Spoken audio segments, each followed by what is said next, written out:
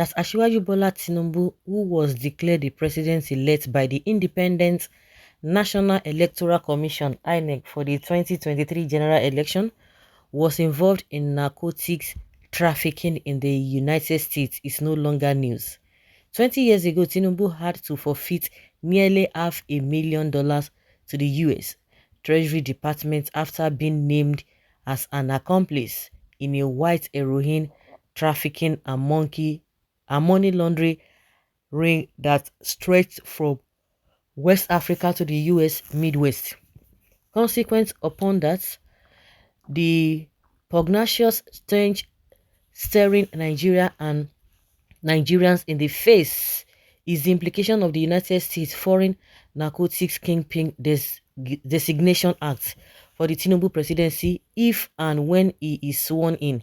According to experts, if a person who has been found guilty of drug-related offenses and subjected to forfeiture of assets and property becomes the president of a country, it could have significant implications under the Kingpin Act. The Kingpin Act is a U.S. law that imposes sanctions on foreign individuals and entities involved in international narcotics trafficking. If a person who has been convicted of drug-related offenses becomes the president of a country, the U.S. government may deem that country as a state sponsor of narcotics trafficking. This could lead to economic sanctions being imposed on the country, which could have far-reaching consequences for its economy and its relations with other countries. The application of the Campaign Act to a foreign country is determined on a case-by-case basis and involves a complex assessment of various factors, including the nature and extent of the drug trafficking involved and the response of the country to drug-related issues. According to a source, the United States and other economic powers can twist Tinubu and by extension Nigeria into a compromise of signing a document that will jeopardize the country's interests and or gains due to his drug past.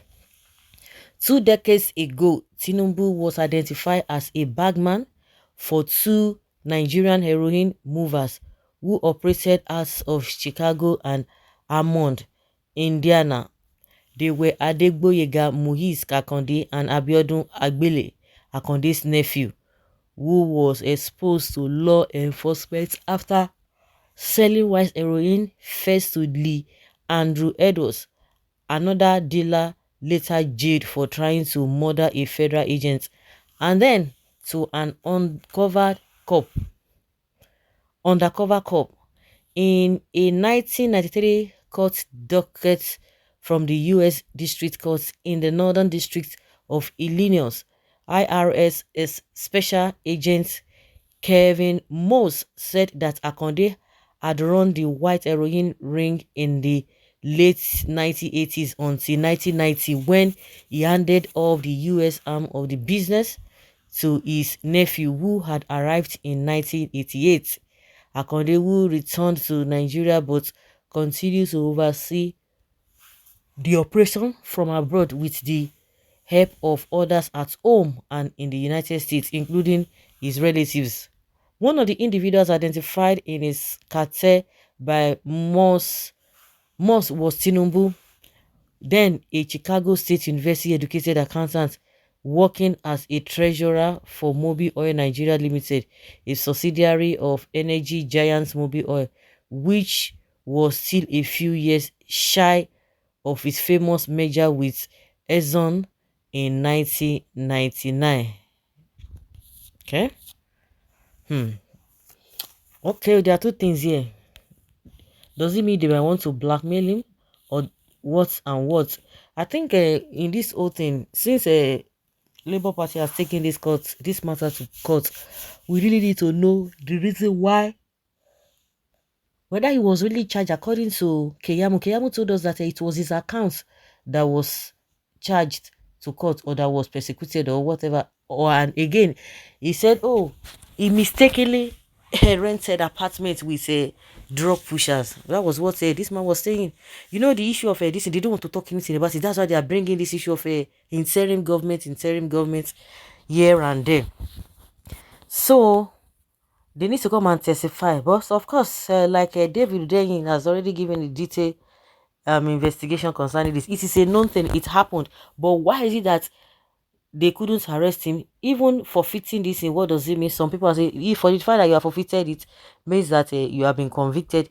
Or why is it that they did not use Interpol to come and get him if really they wanted, or he was really involved, he sponsored them or was so.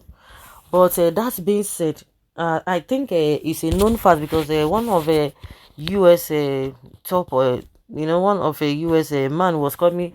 He was referring to or replying to Keyamo, saying that that what will happen to the Nigeria as soon as this man is sworn in. That shows that it happened in the recent. Of course, a lot of investigative journalists have really come out to give details that it's actually happened. Well, most of people have lost. Okay, you said it all. You understood what we are going into. The man Tinubu last character, home and abroad. Such a desperate man cannot be Nigeria's president. I mean, why somebody is telling us that he will be so desperate. He wants to be president. He's so desperate. Really?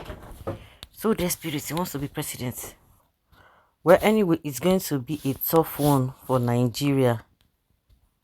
The APC has already been in government for the past 8 years. Have they made anything better?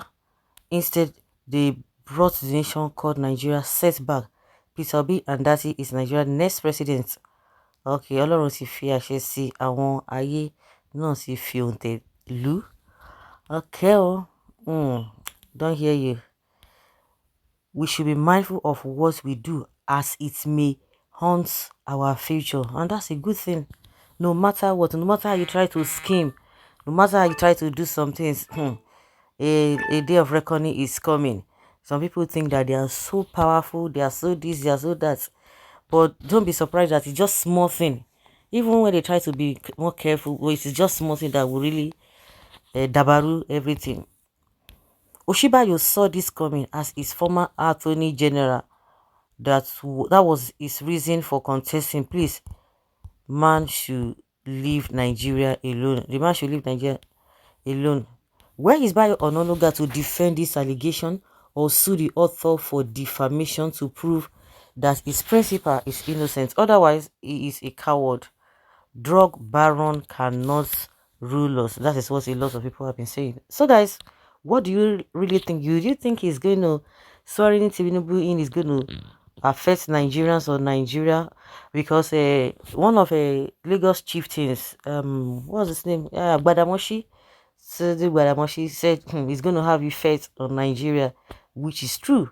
So guys, let's hear your opinion and have your take on this.